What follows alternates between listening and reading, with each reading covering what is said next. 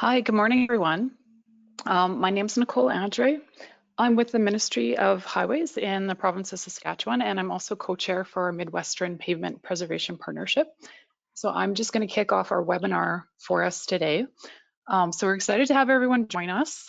Glad you can make it. This is the first of a webinar series that our partnership is doing, and we'll probably put these on every couple of months.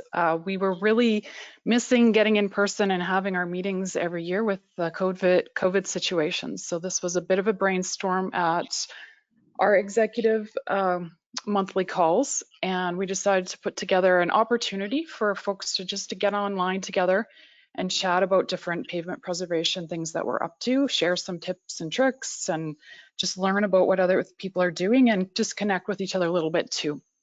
So today we have our data task group, and they're going to talk about our database that we have set up for sharing preservation information. So we'll have a presentation on that and a little bit of a demo. And then we're going to get into talking about Cape Seals. So we have a panel of 4 of us that are just share what we're up to in our agencies with Cape Seals, and hopefully get some Q&A going with that. So that'll be our session today. I'm going to do a quick poll. Patty, if you want to put the poll up, just to see where everybody's from. If you just want to quickly check off what applies to you. And then we'll get a feel for who's all joined us today.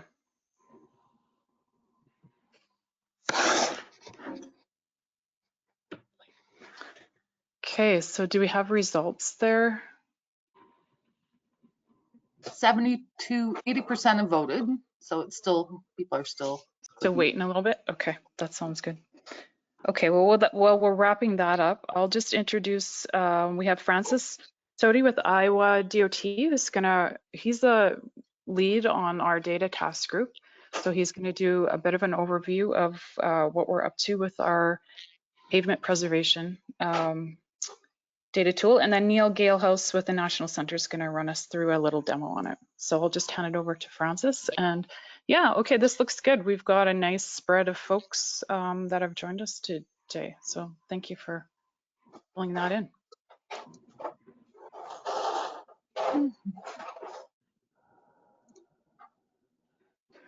So Francis, I'll just pass it over to you. Okay. Patty, have you transferred it over to me? yes. Okay. There we go. The poll just slows me down a minute. Yep, okay.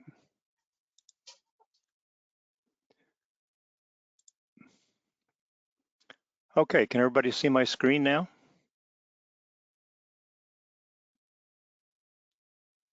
Yes. Okay, great. Great, okay. Good morning, everyone. I want to welcome you to this web meeting. I'm currently the chair of the data task force for the Midwest Pavement Preservation Partnership. And I want to go through a little bit of what we're doing, trying to collect data from around members of the partnership and actually make something that we can share with other people too. So this is not just about the members of the partnership, but it's really for other people. In 2016, we started looking at defining some tasks that we needed to do, and one of them was coming up with data. And we'd talked about this earlier, that saying, what are the treatments that different agencies are using, and can we share that information? One of the very early members of this group, Roger Olson, used to say we need to kind of look over the fence every once in a while and see what other people are doing. So we decided to focus on developing a database of preservation treatments that the different states and provinces are using. And as I said, this database would encourage sharing of ideas, and the idea is that we would let others see the database. Obviously, contractors want to see, contractors and suppliers want to see where work may be available. You may want to find out who is doing a lot of a specific treatment, try to learn from their experiences. And so that's why we felt this was important. And after that meeting, we started developing a database collection tool. And again, I'd say one of the, before I leave the slide, I want to say one of the goals of the partnership, of all the partnerships, is really to say, how do we share information among all the different agencies to promote preservation? So our first year of collecting data was in 2016. We used a survey tool, which worked fine, other than the fact that we had trouble sharing the data afterwards because we put it in a Google Docs format, and not all agencies would allow access to that, which kind of was the first indication that when you're working with 12 states and 3 provinces, plus Michigan State University, where the National Center stores all of their information, that you may have trouble getting all the IT people to allow access to everything. So in 2017 and 2018, we used an Excel spreadsheet, and actually the data we were collecting was pretty good, and it worked, other than the fact that it took a lot of work on at the end, as the National Center trying to put all the different spreadsheets into one individual spreadsheet. So that, again, that's not the most effective way to do it, and it kind of limited when we could collect data. We kind of said we could only collect data a certain time of year, so thought we needed to do something better.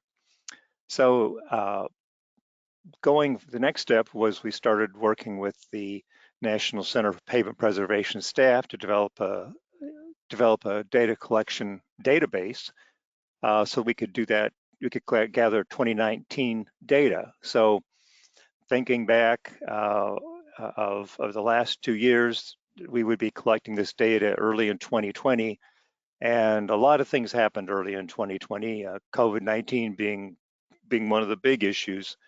And we also were finding out that some state DOTs would not allow access to, or would not allow the patches we need to put in to allow access to the Michigan State computer system. So kind of ran into a problem there, and so that set us back a little bit. But we started working on it again. We revised the data, simplified it a little bit, so we have a little bit simpler format. So that took care of some of the access issues. The database went live in September, and in that time, we've had 4 states and 3 provinces have entered data already. About 72 different data points have been entered. There are 20 treatments included in the database, all the way from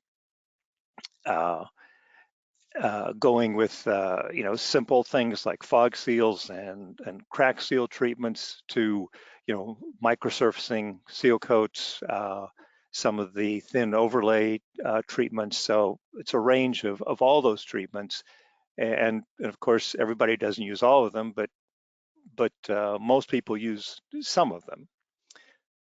One of the last important things that we've done is that we've made the database so that it is easy to access and it is available anytime. So data can be entered rather than a specific time that we had done before, which usually was early in the year, early in the calendar year, to any time. For example, Iowa works on a fiscal year basis, so I already have all the projects we've let for fiscal 21. We've already gone beyond that, so I've already been able to enter 2021 data. So it just makes it easier for whenever people have time to get in, or if they just have time to enter a couple different treatments. That way we can get them collected in some way.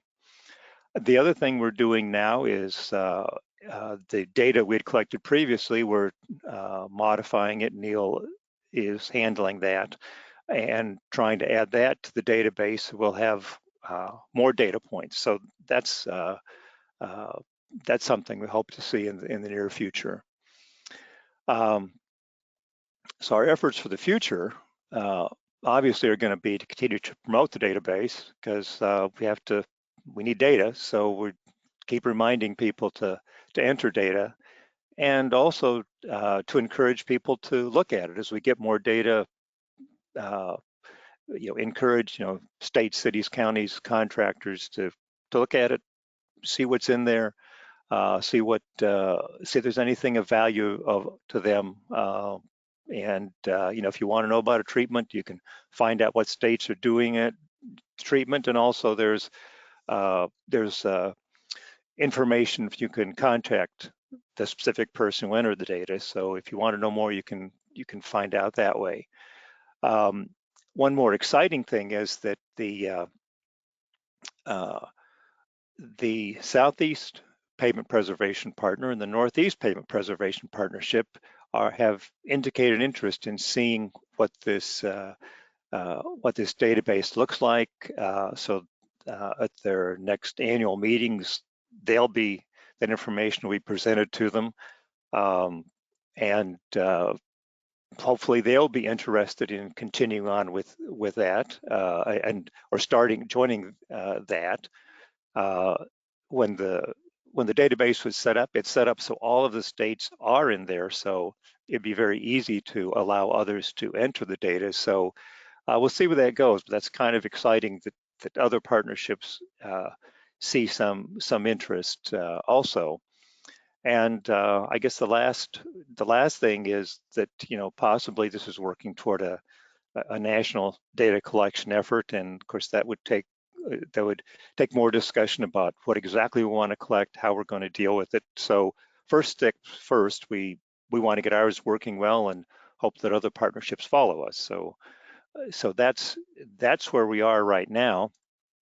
As I end up, I want to thank Neil Galehouse and Dennis Tang at the National Center for their work on this, and also the data task force members over the years who have provided input as we developed the database and kind of the iterations we went through. So with that, I'm going to pass it over to Neil, and he's going to show you how the database works.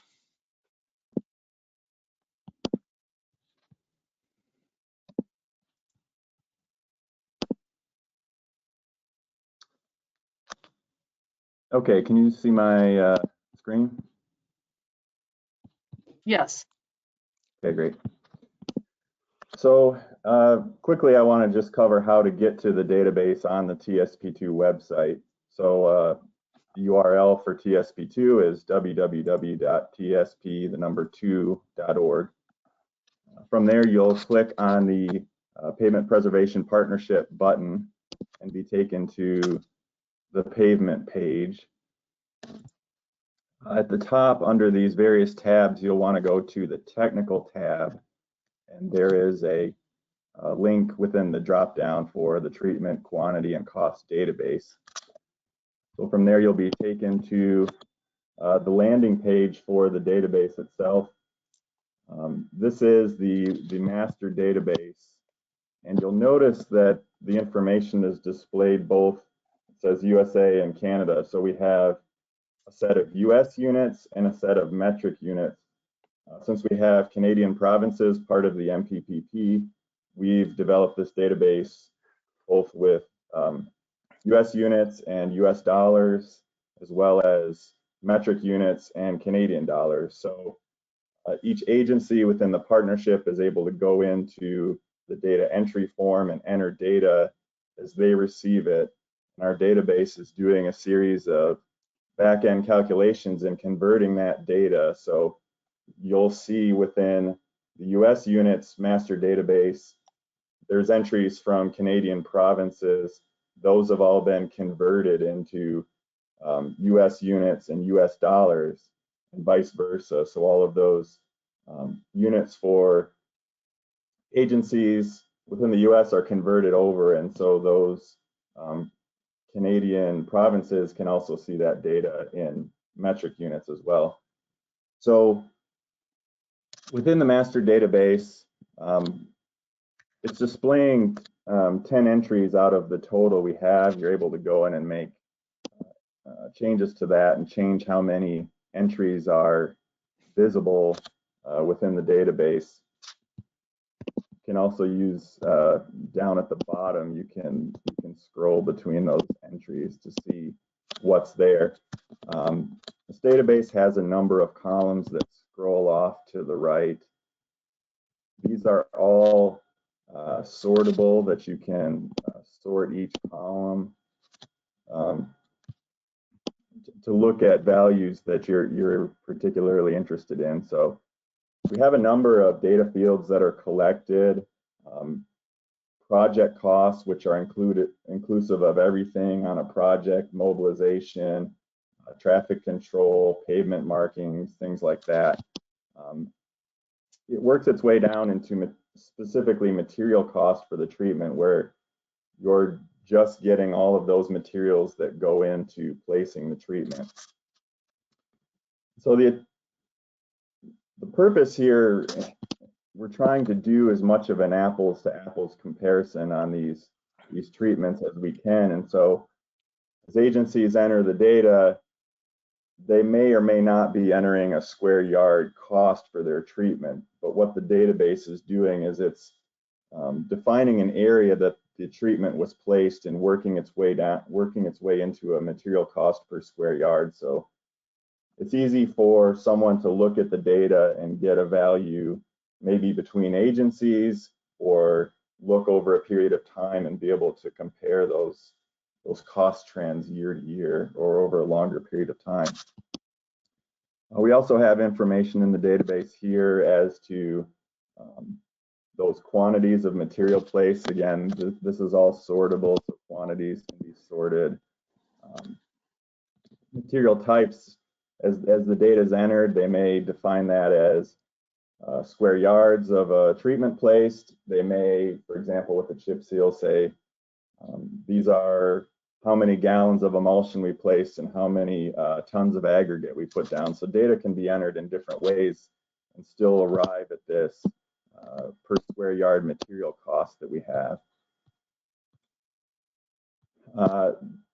There's fields in the database for entering treatment service life, estimated life extension, who's performing the work. So some of this work may be done by contract, or other work may be done in-house. There's a field here for comments related to that particular treatment by that agency. And then there's contact information. If you want to reach out to somebody within that agency and have further discussion about some of the data you've seen, that contact information is here. And so with each of these, you're able to also go in and export this data to Excel or CSV format and make edits or sort the data in a way that you would like to use it. Also have the ability from the master database, you're able to drill down and go to an individual, the treatment level, by clicking on any of these links here. You could go into filter it to chip seal, for example, and then only view that data for chip seal. And so that's an easier way if you're interested in particular treatment information to look at this page. Down the road, we may get into other sorts of way to sort data, maybe by year or by agency, things like that. So as this database grows and there's more and more entries, that you're able to look at the information you're interested in.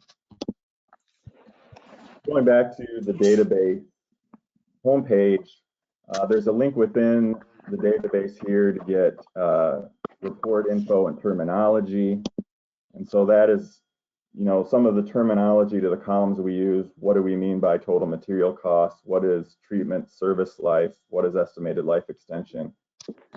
Those terms are defined here. We also have a definition for each of the treatments that are part of the database. For those agencies that are supplying data, there's a link here to the data entry form. That will open up this page here. And there's a series of drop downs that an agency will select. They'll enter the year. There's a number of radio buttons to these. And there is also instructions on how to enter this as well. So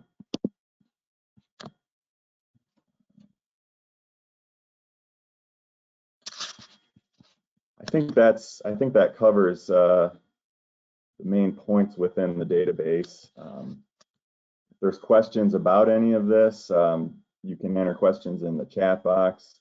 I'd be happy to answer them now. You can reach out to me offline at NCPP. I'd be happy to talk to you about any of how this works or how to get information out of the database. I think that's all I have. I'm going to turn this over to Phil Rufus so that we can move on to the next topic on the agenda. Thanks. Thanks, Neil. So I don't have a whole bunch to present, but I'd like my panelists to go ahead and show themselves, and we'll go one by one. I don't need to control the screen. Patty, you can take it away from me.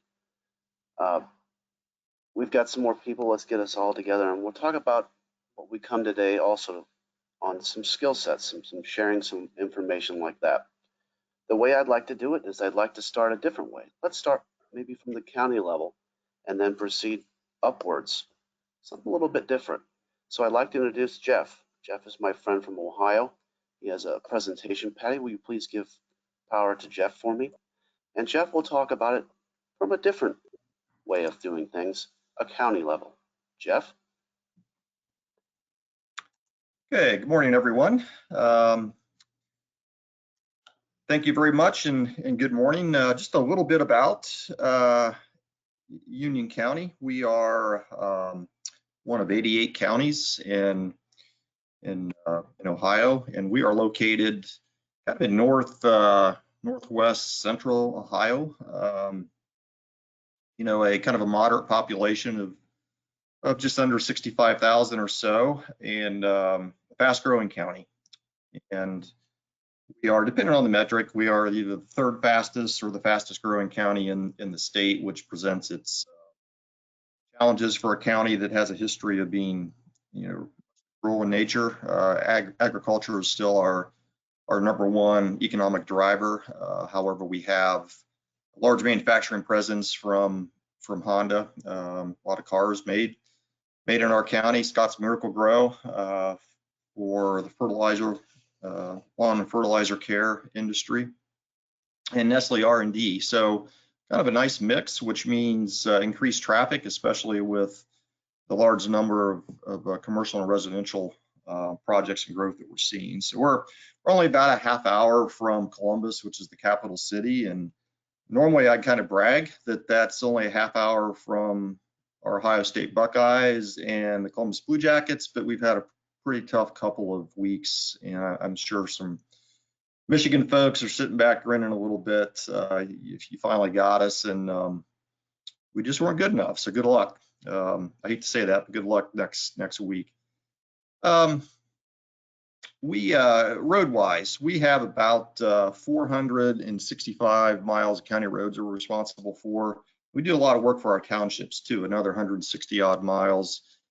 We do work for them on a reimbursement basis. And the state highways, about 200 state highway miles that we, other than just some basic coordination, don't have any maintenance responsibility with our friends at the state. Our local road challenges, like many of the folks on this call, are going to be very similar. We've got about 200, give or take, miles of hot mix or blacktop roadways.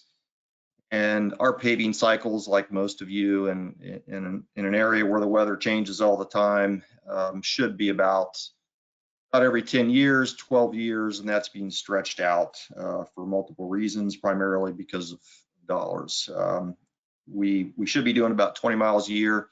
We're closer to here recently 6, 8, 10 miles, and we're just losing ground. You know, it's costing us about $12 a square yard or $140,000 per mile to pave a road. And we do all the chip seal in-house, which helps us tremendously as a maintenance tool. You know, we may chip seal every 5, 6, 7 years for most of our roadways. And in-house, we're doing about 100 miles on average per year with our own crews. And, you know, the goal is buying time on our hot mix surfaces, on our primary roads, our secondary roads, just trying to keep those higher ADT roadways in good shape, keep them safe and good surface, and the other roadways just trying to keep from losing them. We'll chip seal some of those lesser volume hot mix roads, not always popular with the public, but after a week or two, they're fine, and it gives us a good surface, especially during the winter time, flexible surface. But those higher end roads, we've looked for ways in the past 10 years to do something a little nicer, a little better, and still affordable. And that's where we turn to micro surfacing, the micro product as a potential solution. Looked at a lot of our other adjacent Central Ohio counties that had similar growth, City of Columbus, just to kind of get some ideas. We partnered up with a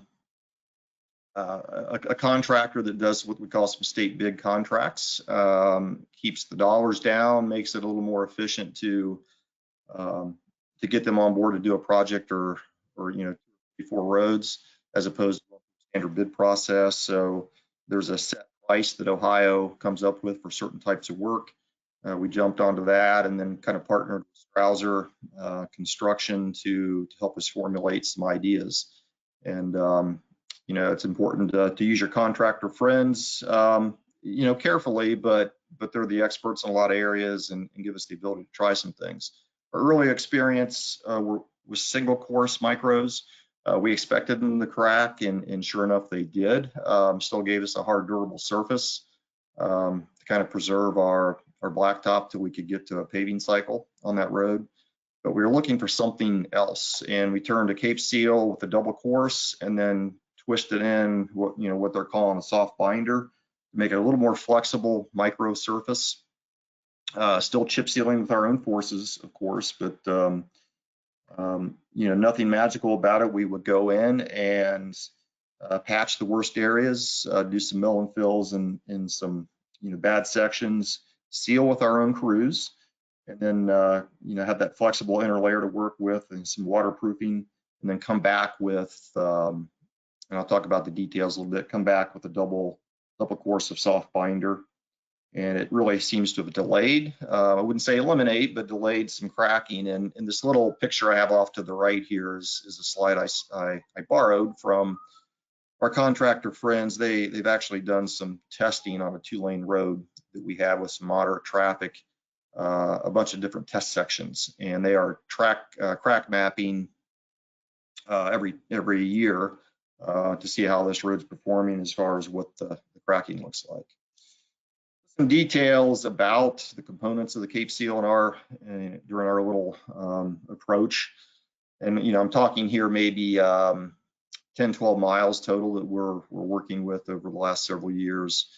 Cape Seal is just a standard number 8 limestone, good hard stone. We use CRS2P, a polymerized emulsion, which has really helped our issue heating that we used to have back in the beating that issue.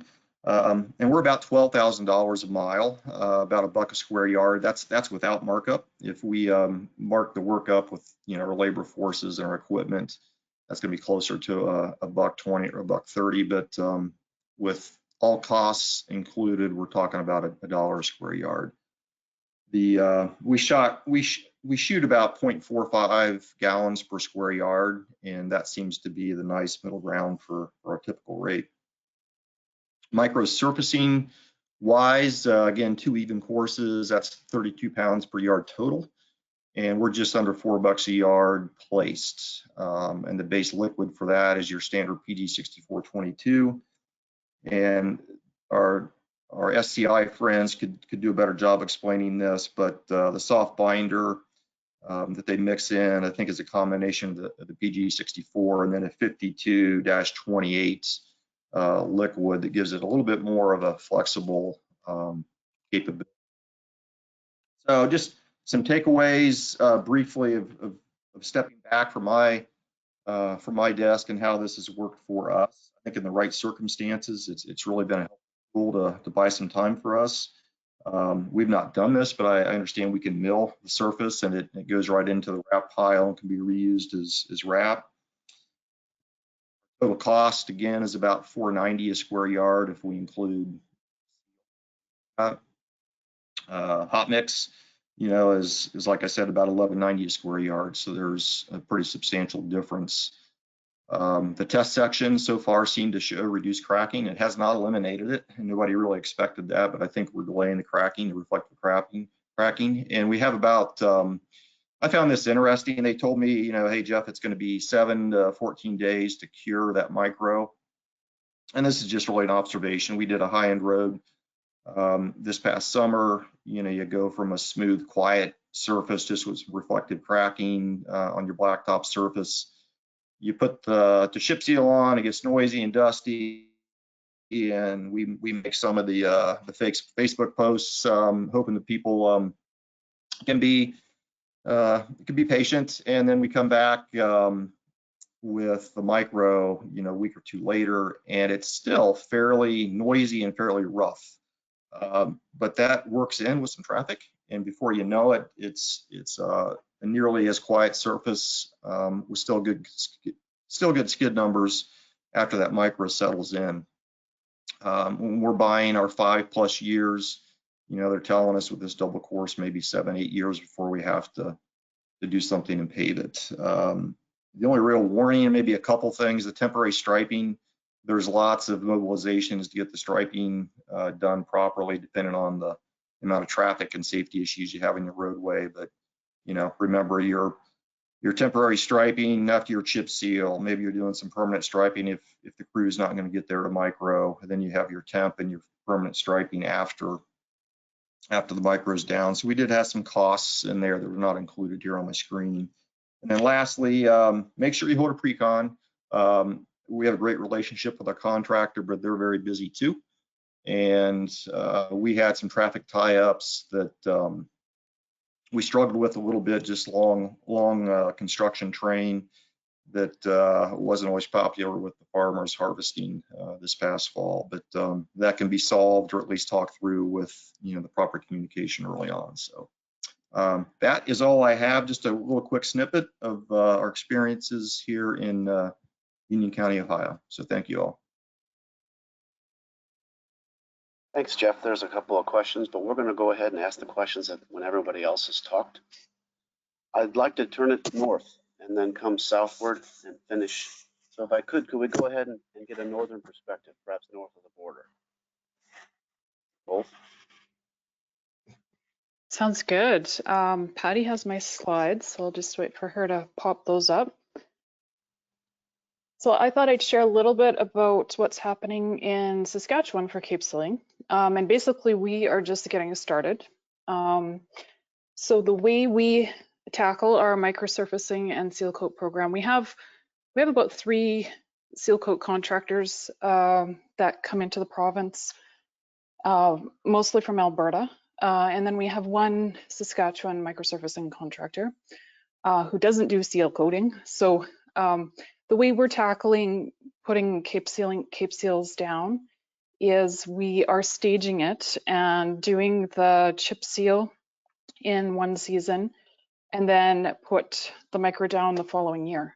So it could be a year almost that we're running just the seal coat before the micro goes down. And we just really started doing this.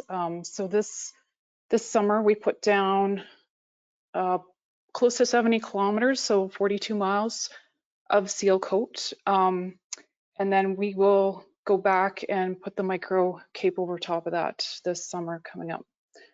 And the reason we're kind of getting into it is we were seeing on our higher volume roads where we have the divided highways, the loaded lane is typically on the right-hand side with the driving lane where the trucks will travel.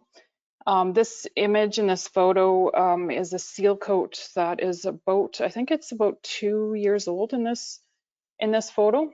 And so you can see in the left-hand lane there, that seal looks really good. Like it looks like it hasn't worn very much at all. But the loaded lane there, you can see the wheel paths. You can see we've got probably a little bit of rutting started. You can definitely see there's some transverse cracks that are reflecting through that seal, and you're just seeing wearing of the surface. And so we were thinking, well, maybe we could get that driving lane covered up with a micro right away, and then that'll just help out. It'll help out with the cracking, and then it'll just protect that surface, and also gives us a much more durable running surface for those semi trucks. One thing we do with our sealing in Saskatchewan, we've gone to a pretty high quality chip seal. Patty, if you want to just flip to the next slide. And we put down what are called a racked in or a raked in, depending how you want to pronounce it, where we're putting down a larger chip, and then we put a smaller chip right over top. So the first is a two stone application. So the distributor goes out and it's got two aggregate spreaders coming along behind it. And the first one's putting down the larger stone, about 70% coverage. And then you get the second aggregate spreader that's putting down a smaller stone, about 30% coverage or so. And that is like a choke stone, and it just kind of fills in those gaps between the larger chip. And then we put a light fog over top of it. And that gives us a nice tight surface. The fog's there as well. And really all of that is about is just really keeping those stones in place with our plowing over the winters. We tend to get a lot of snowplow damage on our seals. When we started getting into chip seals in 2010, we did a number of them, number of different traffic volumes, different, truck loading, and different, climates. We have, we're a fairly big province, so climate changes quite a bit across the province. And we were just seeing a lot of snowplow damage on the single chips. So we went just across the board with this racked in type of a seal, but they're expensive. So that was kind of one thing that we, with the Cape seals, do we really need to have this type of seal underneath, was kind of a question that we have at the moment. And the other thing we have is because they're done under two different contracts, our seals have a 2-year warranty on them, and our micros have a 1-year warranty. So we're thinking about, well, can we eliminate that seal warranty? What kind of issues could we get into if there's no warranty on it? Should we go to a 1-year? And then should we bump up our micro warranties? So those are some of the things we're thinking about right now. So I'd be interested in hearing feedback on what other folks are doing. Patty, if you could flip to the next slide. And then the other thing, because those racked in chip seals are pricey, we do sealing with our crews. Our crews don't use aggregate spreaders to seal with. They use their tandem trucks, and they have a hydro drum on the back, so the aggregate actually comes out the back of the tandem truck.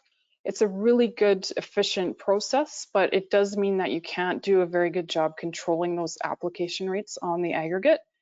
It works fine for this type of a seal where we're using a graded aggregate, or I think in a lot of places they would call this an auto seal.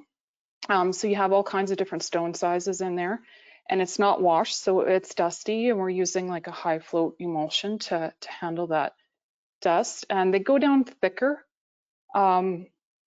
And we get good performance out of these seals as long as it's on a low volume road. If you have any amount of truck traffic, it tends to just not hold up. You get a lot of stone turnover and bleeding in the wheel paths, and it just doesn't perform. So you need to go to those chip seals. But we're thinking, hey, if we're gonna cover this right up with the micro, why not? Why not have the crew come in and do the sealing portion of the Cape Seal? So that's something we're going to experiment with this coming summer.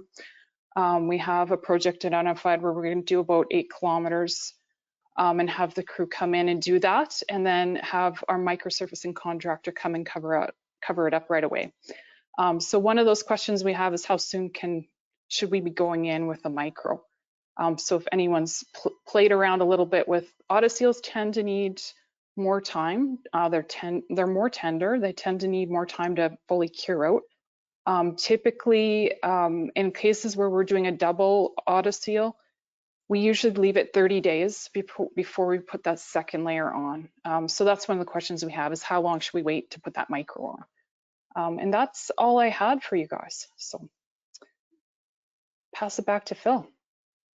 Thanks, Nicole. When I see you here in next October, I'm going to ask you how that went, because that's something I didn't even think about, trying to do it and then covering that autoseal up. We haven't played with that up down here. So I'll definitely be asking how that went next. Let's continue further south to a brisk 30 degrees, if I believe, by his computer screen. Rob? Thanks, Phil. Patty, if you want to throw control my way. All right, I'm hoping you guys can see the presentation. Perfect. Yes. All right. Morning, everyone. Rob Green with the Michigan Department of Transportation. I've recently kind of taken on a new role as the Asset Management Program Manager. Previously, I was our preventive maintenance engineer. But we've got a lot of experience here in Michigan with Cape Seals, and I just kind of wanted to share our experience with you briefly, just to kind of give a compare and contrast. All right, so quick overview. So in contrast to Nicole, you know, here in Michigan, the Cape Seal has been a standard fix for a number of years, probably going on closer to 20 years. And you can find some more information on that in our capital preventive maintenance manual. If you go ahead and Google that. We apply Cape Seals all across our network, whether we're looking at rural 2-lane routes to freeway routes. We've had a lot of success on either of those. And what we're finding right now is that we're getting a life extension of roughly 5 to 7 years. Similar to the comments that Jeff shared with you, that, you know, because of budgetary and other, you know, other priorities, we are pushing the limits of those, and they are performing. But with that said, you know, we do run into some issues too. So one of the things that I'm big on is that I like to share the good, the bad, the ugly, and I'll kind of get into that a little bit more later. So Cape Seal specs right now, because of we place a warranty on our wearing surface. So since we have a warranty on that microsurface, it's difficult to write just a single spec calling out a Cape Seal.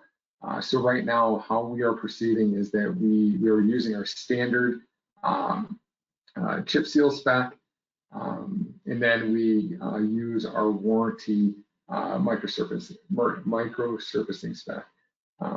So so there's no warranty placed on the chip underneath.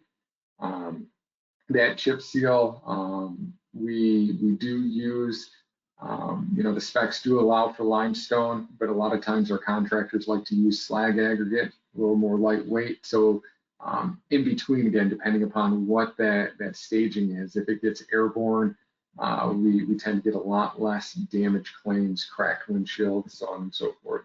Our contractor community tends to like that slag aggregate. And then when it comes down to the micro, we do have a 2-year warranty on that micro. So really the last little bit that I wanted to share with everyone is the performance. Like I said, I like to talk about the good, the bad, the ugly. As we state, on average, we see about 5 to 7 years. But you know, there's some limitations. and Jeff alluded to it, is that micro is a brittle material by nature. So the reflective cracking, especially being here in Michigan, having the freeze-thaw cycles, it's not uncommon to see the cracking come back through on our Cape seals. And in some situations, we've also had issues to where maybe that chip seal down below did not get cleaned well enough prior to the application of the microsurface, and so some of that contaminant continues to stay on there, and that then serves spells a tragedy for the micro up on top. And we've had routes, especially in our Upper Peninsula, to where we had some major micro delamination, not necessarily only on a Cape seal, but also on our HMA routes as well. So, in the spirit of continuing to improve, understanding that the Cape seal is a valuable tool in our toolbox. It's fairly cost effective when you stack it up to some of our other fixes that are out there. If the funds aren't available there for the HMA option, people tend to look at the Cape seal. Michigan is a very big recreational state. We have a lot of bicyclists. So a lot of routes where we could probably get away with only doing the chip seal, we tend to get a little bit of feedback, understand that, we have, cyclists out on these particular routes. And we get a lot of feedback that, when biking on a chip seal, not the most comfortable ride. And so we do tend to utilize the micro to give that nice, clean, smooth appearance, give the bikers a better ride quality. So some of those improvements that we're looking at, construction sequencing. When we get on, whether it's freeways or some 4-lane divided roadways, we did a project back in 2019, to where we kind of changed up our maintenance of traffic. And the goal of this was I was hoping to reduce the amount of reflective cracking by getting that chip seal set more before we top it with the micro. So if you can imagine, I should have put up a graphic of this, that we turned around and we chipped the 2 inside lanes before we flopped over to the outside. But before we opened up to traffic, we placed some fog seal down, again, allowing traffic to run on this, try to set that chip prior to the microsurface. We had a freeway section to where that kind of was that spawned us to try this approach.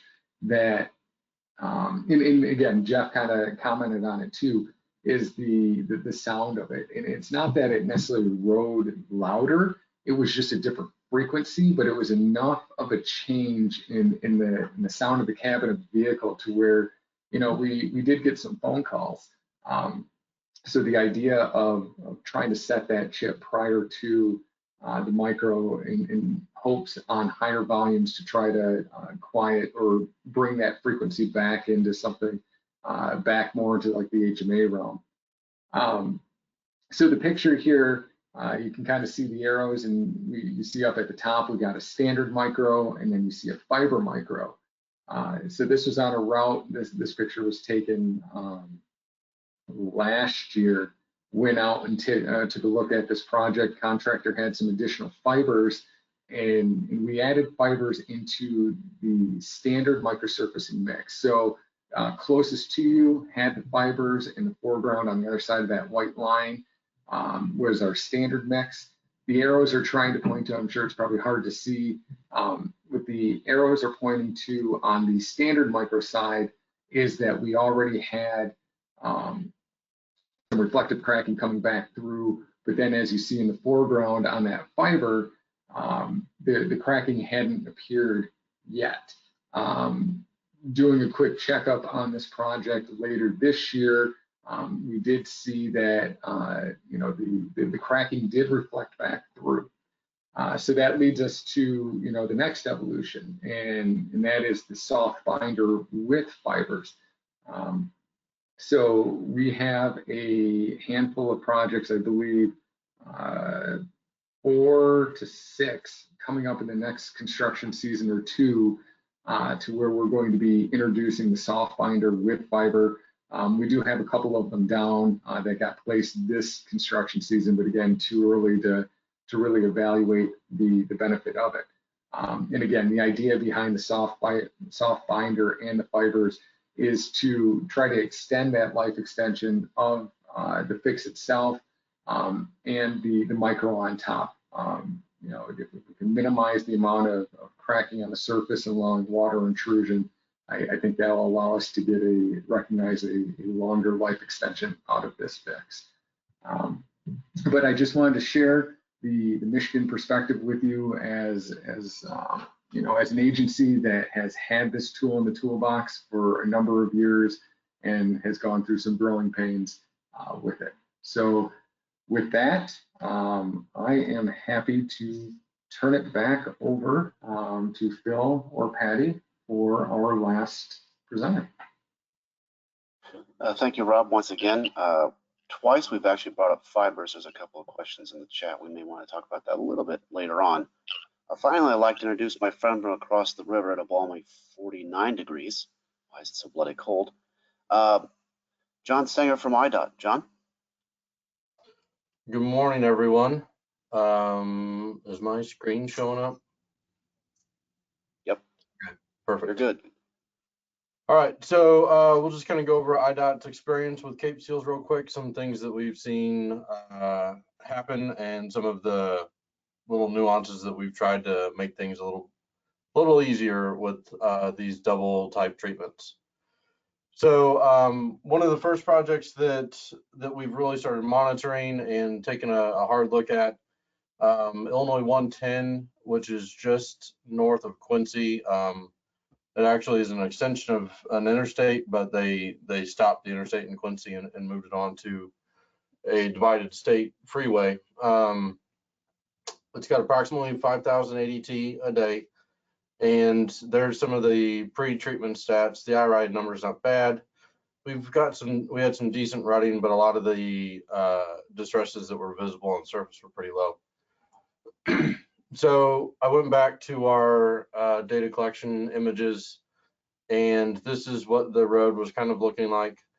That shoulder looks really bad because it's actually a BAM shoulder, so it's just a bituminous aggregate mixture, not an actual HMA. What the district wanted to do on this project was do some micro milling or fine milling prior to placing the Cape Seal. So they milled down about 5/8 at the center line, and then, you know, reestablished their cross slope from the center line there. And it really kind of addressed a lot of the surface cracking. You'll see that some of the longitudinal joint cracking along the center line of the roadway there is still present, but that really hasn't affected the treatment much post construction. So it worked well for us, and I think it's something that we're probably going to look to continue to do. So this is after they completed the chip seal and started to do some of the micro. This is actually coming off a ramp that's on this freeway. One of the things that they did notice on this direction, and then they changed it in the opposite direction, is that the aggregate's very dusty. A lot of the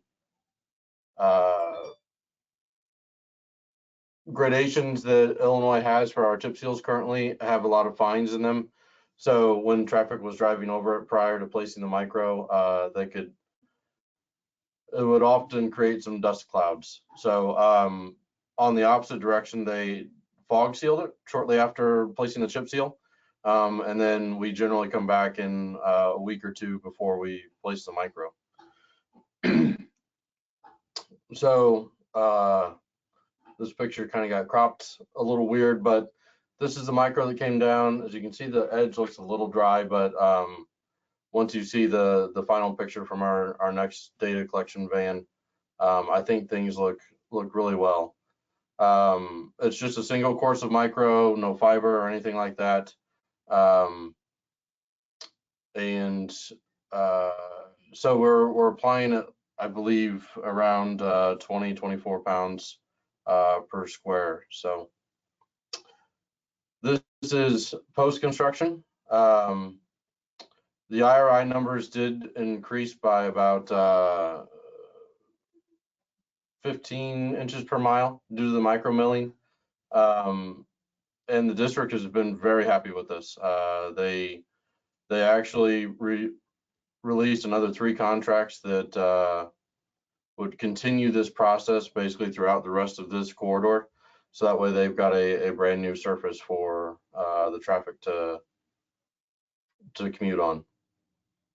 So this is actually one of the later sections that they did early last year. And as you can see here, this is the cape seal, or excuse me, this is the chip seal that the contractor attempted to put down. So we had lots of bleeding and flushing coming through on the chip seal, and it caused a whole lot of delays and issues in this project. As you can see on one of the close-ups that the resident engineer took while he was out in the field observing the project, the aggregate's almost completely encapsulated in the emulsion or in the binder that was placed. I believe this was a high float emulsion as opposed to a cationic rapid set. But so for the results of the project, the contractor refused to acknowledge there was a problem with the chip seal, and kept pushing to continue the work and place the microsurfacing. The department recommended reducing the asphalt content in the micro, so that way that bleeding kind of stopped at the microsurfacing. I don't believe that recommendation was followed. Currently, we've been following this project pretty closely. I'm happy to report that there's no flushing or bleeding or any kind of rutting of any sort to report. But like I said, we're going to continue to monitor this and see what happens so we can strengthen our specifications if need be later down the road. So that's all that I've got, gentlemen. Thanks a lot, John. That cape seal looked magnificent. I've never seen one so black. Before we go, we've got a couple of questions. Surprisingly, quite a few questions here on the chat. I'm going to take a quick moment to plug because it's me. We also have done cape seals here at MoDOT, and one thing that we'll talk about, we didn't talk about today that may help the team, is price. So what we do, and we can talk about it when you guys come to St. Louis in 10 months, about what we've done. We've done a fixed price variable scope concept for a delivery method, and we can kind of talk about that. Our price is focused in about 4 to 4 1/4 a square. So I kind of wanted to put that out there as well. And we're putting it down as we speak. So some of those questions actually result, kind of come into what I'm talking about. And one of the questions in particular is who's determining how long you can let that, or how long you have to wait to put down the microsurfacing after you put down the initial cape seal? I'm going to ask Rob that first. Who determines that? Is that industry recommending it, or perhaps even Jeff? How long are you allowed to let that out? Is there actually a rule? Do you have it in your specification? Rob? So from the MDOT perspective, we don't dictate in our specs a minimum time. Some of our freeway capes in years past, we would start the chip sealing operation 8 a.m. and by noon, we've had the microsurfacing contractor chase right behind them to get everything covered up, again, to try to minimize the amount of disruption to traffic. As of late, again, depending upon MOT and traffic concerns, it was my recommendation to try to keep that chip open longer and get traffic running on that chip. Just to allow that chip to get set. But I can't recall any projects that we had any issue with that chip staying too tender and the microsurfacing operation hurting it. So not an exact answer, but at least that's what the experience that we're doing here in Michigan. Thank you. Jeff, is yours more politically driven, as you mentioned earlier? You have more, perhaps a political drive to that, and you mentioned industry ran point with you a lot. Yeah, I would say it's a lot of ours honestly is just kind of a workflow thing. We have, it's a little easier for us. We have control over our chip seal crews and where we fit them in. But you know how it works out, especially with the micro crews, the contractor being so busy. We do our best to mesh the weather forecast and when the micro crew is scheduled within a few days. To do, ideally, kind of like what Rob said, we'd like to see that chip stay down for a week, week, 2 weeks, get some traffic on it, give us a chance to, get it swept. And I just think it's something the contractor recommends too. They prefer not to come right in after that seal happens. But you mentioned the political part. We did have to take some grief over, what are they doing? And this is a high end county road, probably our highest classification road that we're chip sealing, and the public didn't understand what we were doing. But it's interesting reading the comments. Some folks kind of stuck up for us and said, I bet this is a multi-phase improvement. Just sit tight because I think something else is coming. Then they were just guessing, but that's exactly what took place. So. Wonderful. I wish we could transfer those citizens to my state. That doesn't happen here, sir. Interestingly enough, I also wanted to pony on it because when we do our fixed price variable scope, that's where we basically say we have X amount of dollars. How many miles can you give us? We did not cover our chip because we ran out of time. So some of our chips will actually go all through winter exposed, which is why I wrote to Nicole earlier. I'm interested about that 2 process where they kind of choke it out because we'll see what they look like. So right now they're glorified chip seals, but we're doing it mainly because we need miles, and this is a better treatment, my words. And we use that CRS2P emulsion exclusively because of what it does. So I think it'll be fine. Sorry, let me make sure I did not ignore anyone. No, good. Nobody really focused on, Jeff, actually I'm going to stay with you. You think you're only get 5 years on this. Since Rob, after Jeff, says you do this often, can you expect a little bit more than 5 years, or are you just using it as a placeholder? First, Jeff. Yeah, so we've used, that's kind of me talking. 5 years is kind of our goal, and some of this is based on the way ODOT works. They take the federal money. If we do apply for some federal money for paving, which is hard to come by, we're trying to time it up with applying for those federal dollars years in advance. And we may, I guess, be awarded the grant, but we don't see the construction until 5 or 6 years from now. So we're trying to time all that up. Other roads, all local money. We're trying to find 5 or 6 years now. The contractor, especially with the double course soft binder with fiber and the Cape Seal mixed in, they are telling me, Union County, you can expect 7 to 10 years. We just don't have that much experience with it yet. So I'm trying to stay conservative with it. But I'd be interested to see what Rob has to say. Agreed. And your ADT is low. So I'd be curious if that also affects it. Rob, if you give us your thoughts, and then of course I don't want to ignore my other friends. John, after that.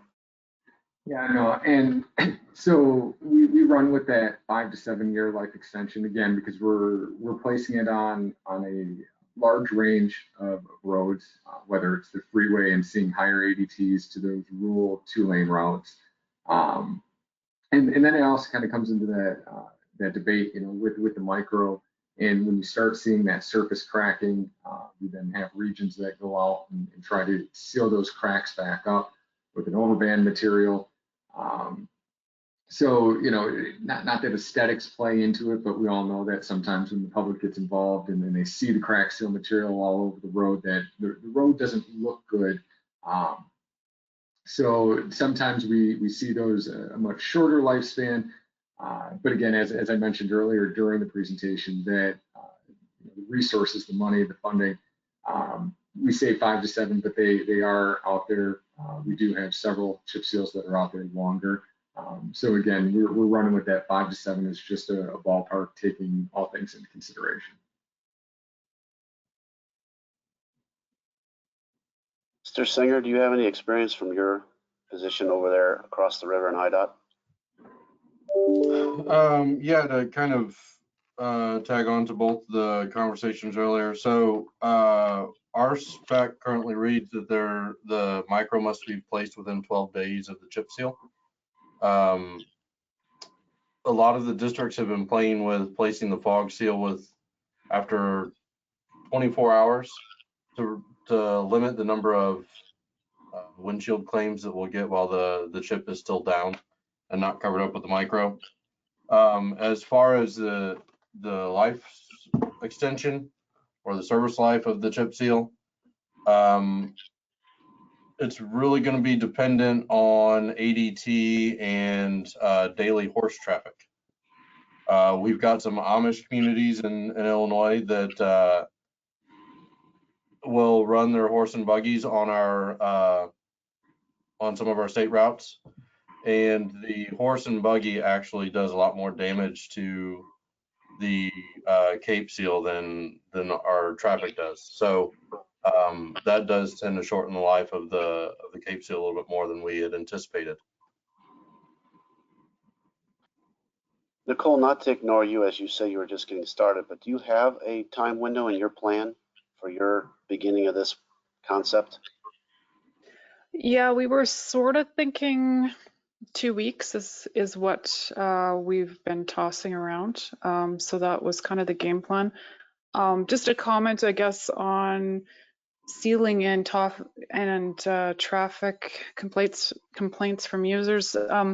We've limited how much lane length the contractor can have open on a project under construction, or where they have to slow down because it's in between cleaning, and we've set it at 18 kilometers. Like, some of our seal jobs go really long, like we've done 35 kilometer jobs, right? So and that seems to kind of get the complaints down to a dull roar. Thank you. The next one I have is a little related, but 2 people mentioned putting fibers in your upper mat, which would be your micro. What is this fiber you talk about? I believe I heard Rob talk about it first. What fiber are you talking about? You quote, had some left on the job. Is that a close choice of words? So we do have there is a supplier out there that is offering I believe they're 1/4 inch pre-cut fibers, and there is a device that actually mounts on the standard micropaver, and it ties all in. And in the pug mill, it introduces these pre-cut fibers into the mix. And again, the idea with these fibers is to try to help keep that mix together as it cracks, or try to reduce that cracking. So that statement that I made about contractor had some left over, they were actually working on a local agency job, and as they were coming over to a state job, they made comment that, hey, we still have these fibers that we put on this local job. Do you want to run a test section? And we went ahead and approved it on one of our bypass interstate routes, and it was primarily 1 lane and a shoulder, just to kind of have a side-by-side comparison. Okay, and these are aramid fibers, or are they? Yeah. Okay, good. Are they the other ones that we use in what we fiber mat? So it's not the same. Yeah, no, not the same type of fibers as a fiber mat. Sweet. Anybody else have any comments, since I don't see any other people on the screen, about this fibers are using in your micro, and is it applicable? Is it something you want to throw out? The answer can be no. All right, hearing no. Oh, sorry, go ahead. Sorry, John. I was just saying we haven't used any fibers in Illinois. 10-4. I'm curious. I'm doing a 2-foot wide pass to try to fix a centerline joint, and I'm using fibers in it. We'll see how it goes. It's out there on pretty high volume road. The only Cape Seal I've done prior to this introduction is on Route 340. It's an arterial. It has about 30,000 cars a day, and my Cape Seal is still going strong after 10 years. Don't preach to me how I should already have it done. I know it's on the books, but you know, so I was just curious what you guys think. I don't want to put that into anybody's thoughts. It's an urban arterial, and actually buses are what destroy us with their stopping and starting. So at the bus stops, that's kind of where we're seeing issues. I believe I have one more comment, and if I don't, I apologize. I'm going to go through them right now. Oh yes, my friends with warranties. We don't do warranties at MoDOT. It has never gotten any traction. Since we have a little bit of a focus on our counties in this discussion, is this something that any of you panelists have that plays ball with this? Is warranties a realistic expectation when dealing with Cape Seals? Green, you're up first because I know you have warranties. You're right. I mean, Michigan, we do have warranties.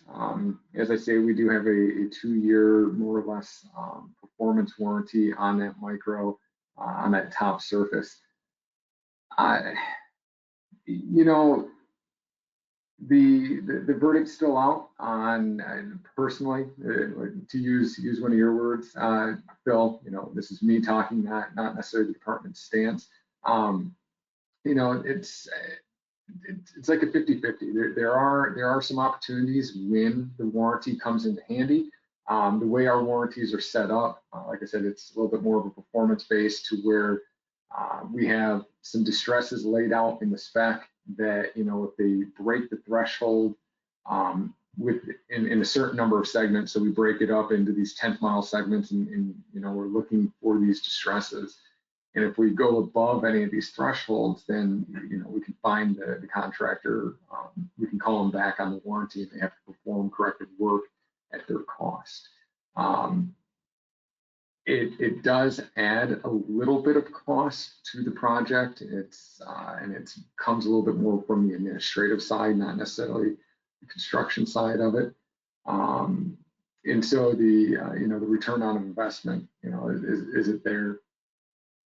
You know, I think stronger specs in QA. So something that we've talked about a lot, I think, you know, our yearly MPPP meetings, our partnership meetings, is looking for more QA, especially on micro, just because it is, you know, a unique material that there seems to be a lot of science that goes into that mix. But then from, you know, that owner perspective, how do you QA what the contractor's actually putting down? So. Nicole, you guys have warranties up north, don't you?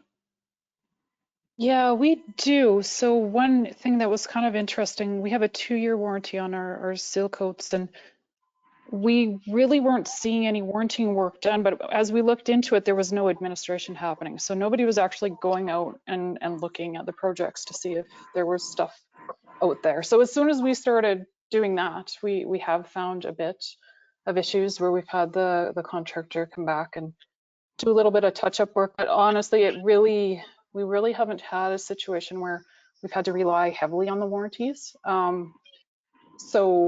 But we do feel there's still good value, and in conversations with our contractors, they want to see those warranties there just to make sure, you know, their counterparts, everybody's playing the same ball game. So that's what we've found, and you know, based on contractors, that's what we've continued to do, is use that 2-year warranty. The micro warranty, I don't believe we've really seen it used. Usually if something happens, it fails right away before we've accepted the work.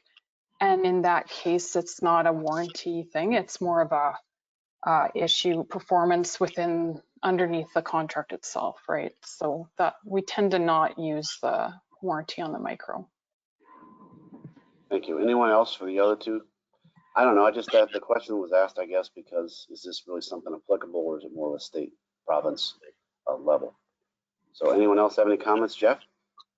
Yeah, Phil, just real quick. Ours is kind of maybe a 2-part thing. We're not as sophisticated as warranty wise as maybe Nicole and Rob's examples, but since we're doing our own chip seal, our chip seal bid or quoting method has protections in there for us just based on the emulsion that's applied.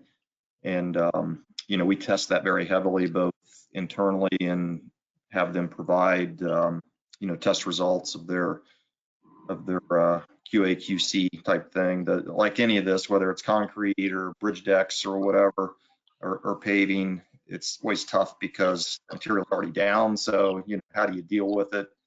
When the time comes, you see some problems, but we've generally had pretty good luck on the sealing portion. Only on occasion have we been able to, or had to go back and do some negotiating on what was supplied and placed. On the micro side, I believe our state contract has a 1-year warranty in it, but just a little bit of experience we've not had to go back with any, we've not had any major failures, thank goodness. At some point it'll happen, I'm sure, but we have a pretty good relationship with our contractors. There's only so many pavers that bid on our stuff. There's only so many micro surfacing contractors, you know, 1 or 2, and they're pretty good to work with. If something happens, we pull them aside and work something out. So I don't tell our prosecutor's office that because they would probably not necessarily agree with the approach. But. It's all good. Okay, I don't see any more comments or questions. So before I go ahead and throw it back to our chair, I want to again welcome all of you, because when you come down to St. Louis and COVID goes away, we have a very active construction season next year, and there'll be, I think, a very good opportunity to see some of these being constructed, because usually our construction season does actually go all the way to the end of November. So I'd like to turn it back to my chair, Nicole, for a wrap up. Nicole? Great, thanks, Phil. Yeah, so this was a great session. I really enjoyed it, and I hope everyone attending got a lot out of it. Thank you very much to all of our panelists and our presenters today. Yeah, well, let's do this again. So for anyone who has some topics or ideas you want to see at a webinar like this coming up, let us know what you're interested in hearing about. Or if you have any suggestions that aren't on this list, just pop it into the chat. And yeah, that would be great. And we're looking forward. We'll probably do one sometime in February, March. So that's all I had for everyone. And I think we'll sign off. Okay, Take care. thank you. So be safe out there, guys. We're going to go ahead and leave this open, the chat open, a little bit longer in case anyone wants to add any additional information into the chat. Otherwise, stay safe, and I look forward to seeing you in less than 3 months.